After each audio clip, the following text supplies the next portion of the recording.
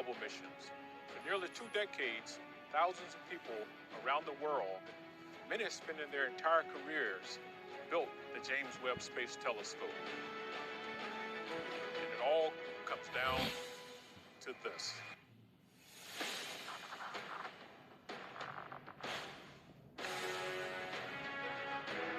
Once we launch the James Webb Space Telescope, there are no second chances. We have 300 single-point failure items, and they all have to work right. When you're 1,000,000 miles away from the Earth, you can't send someone to fix it.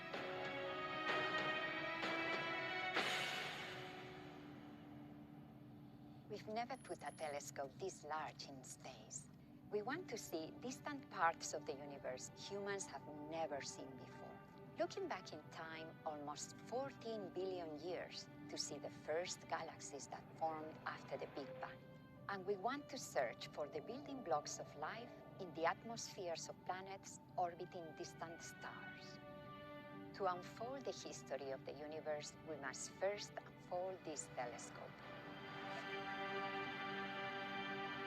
This is the largest primary mirror, the largest sun shield, and the most powerful space telescope ever built. And yet, this large telescope needs to fit inside a 5.4-meter diameter rocket fairing.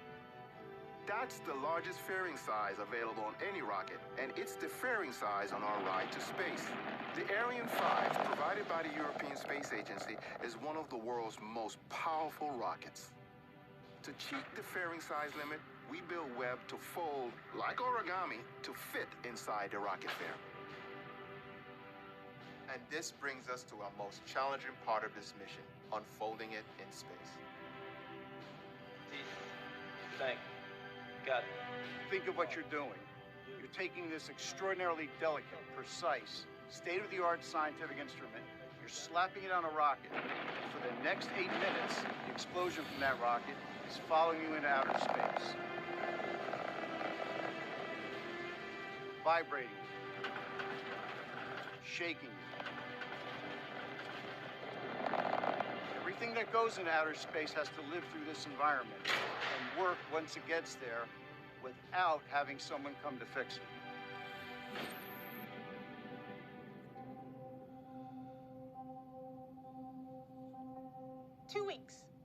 That's how long it will take to fully deploy the Webb telescope. We can take longer if we need to, but those 2 weeks after launch are going to be nail-biters. This is the Mission Operations Center at the Space Telescope Science Institute in Baltimore. Those 2 weeks after launch will be like our Super Bowl, World Cup, you pick the analogy. Years of training comes down to these moments. The Webb Observatory has 50 major deployments, 50 depending on how you categorize them, and 178 release mechanisms must work to deploy those 50 parts. Every single one of them must work. Unfolding Webb is hands down the most complicated spacecraft activity we've ever done. Then again, nothing about Webb is easy. We've never done any of this before. There's nothing simple about sending anything into space. You can't do it without taking risks.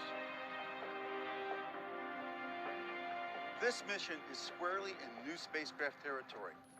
Webb is the perfect example of science desire driving engineering capability to new frontiers. Webb's unique design was born from reasoned engineering to accomplish its science goals.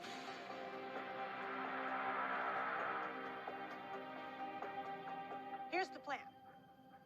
Shortly after launch, we unfold Webb's solar panel for power and our Huygens antenna for communication. About 12 hours later, we have an important engine firing that sends Webb on the proper course towards its orbital destination, about 1,000,000 miles away. That's where Webb will do its science. Webb will be moving so fast, it passes the moon's orbit in 1.5 days, half the time it took Apollo astronauts to reach lunar orbit. First, we lower the sunshield pallet, then raise Webb's primary mirror and instruments away from the sunshield. The solar wind will push us around with the sunshield open, so we'll unfold a trim tab to help keep us stable.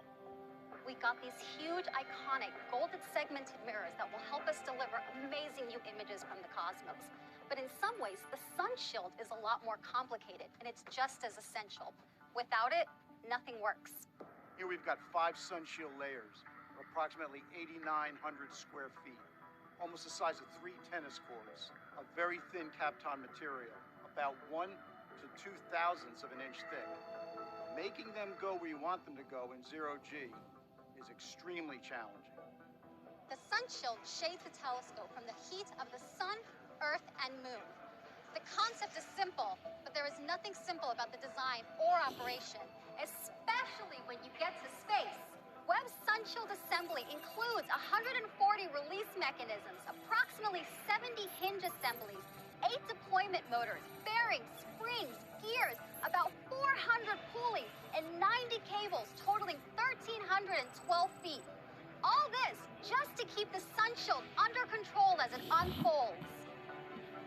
First, we release these special restraints that protect the sun shield during launch. They roll out of the way, but not all the way until we are ready to deploy a side. Next, we release a set of covers over the core region. Now comes the critical point. All 107 sun shield release mechanisms need to fire on cue. 107. They free the 5 sun shield layers, allowing them to extend as the mid-booms deploy.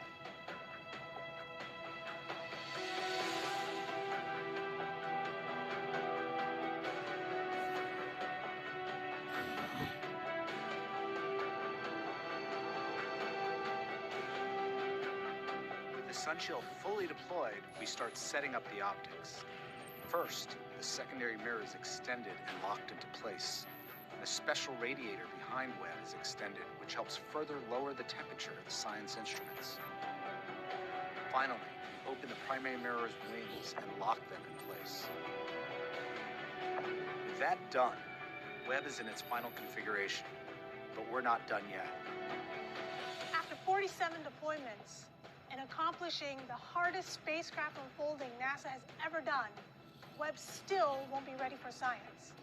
While the instruments cool, we'll control motors behind each of Webb's 18 mirror segments, the secondary mirror, and the flight steering mirror located inside the center of the primary mirror. We'll precisely align the mirror segments to form a perfect mirror. Then, Webb will be ready to explore the cosmos.